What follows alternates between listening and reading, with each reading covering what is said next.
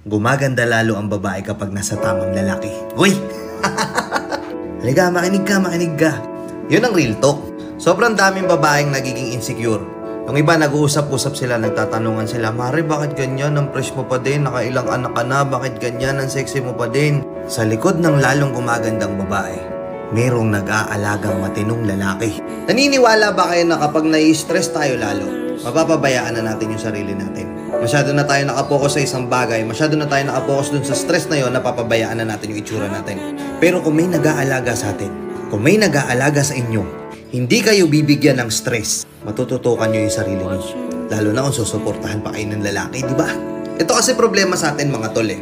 Yung iba, hindi lahat ha, yung iba, ito na naman tayo. Baka sabihin nyo kasi nilalahat ko na naman. Yung ibang mga lalaki kapag nagkaanak na sila, anong nangyayari? Porket napasagot niya na yung babae, tapos na siya sa hirap sa pangliligaw eh. Nagawa niya na lahat ng effort, napatunayan niya na, napasagot niya na, okay na yun. Stop na yun. Kumbaga normal routine na lang. Sobrang ako mag-alaga, magbigay ng effort kung nililigawan mo pa lang yung babae. Lahat ini-echapwera mo para dun sa babae. Andyan ka palagi. Halos ispoil din mo yung babae. Pero nung napasagot mo na, ano nangyari? Titigil ka, di ba?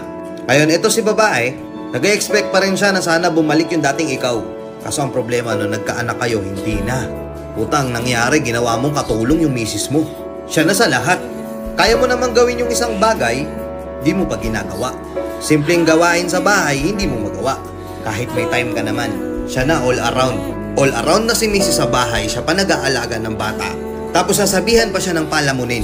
Sinong hindi mai-stress sa ganon? Bibigyan mo ng regalo, appliances sa bahay. Ano yun? Parehas lang naman kayo makikinabang ng mga appliances na yun. Tapos dahil nga ganyan, bugbog na sa araw-araw sa kakatrabaho sa bahay yung misis mo, kakakaalaga ng anak mo, nawawala na siya ng time para sa sarili niya. Totoo mga madam, di ba?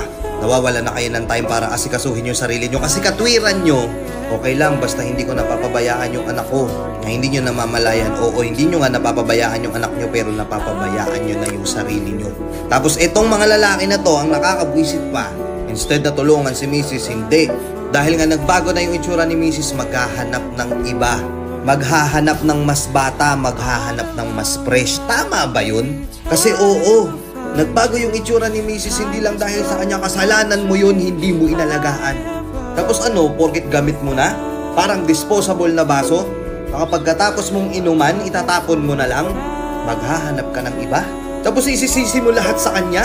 Sa totoo lang, napakahirap maging housewife. Kung akala natin na mahirap magtrabaho, oo, mahirap magtrabaho, pero mahirap din ang gawain sa bahay. Na kailangan malinis palagi. Kailangan yung anak mo hindi nanggigitata. Ubus yung oras mo doon. Tapos sila pa yung masasabihan na walang pakinabang. Hindi naman nagtatrabaho, walang ambag sa bahay. Palamunin. Sa tingin mo ba mag-glow yung babae kapag laging ganun yung nararanasan niya? Hindi, par. Ano ba naman yung for once in a while, dalhin mo sa salon, sa parlor, pabayaan mo siya kung may gala siya with her friends. Basta matitino naman yung mga kasama niya, hayaan mo siya. Na-enjoyin niya naman yung sarili niya.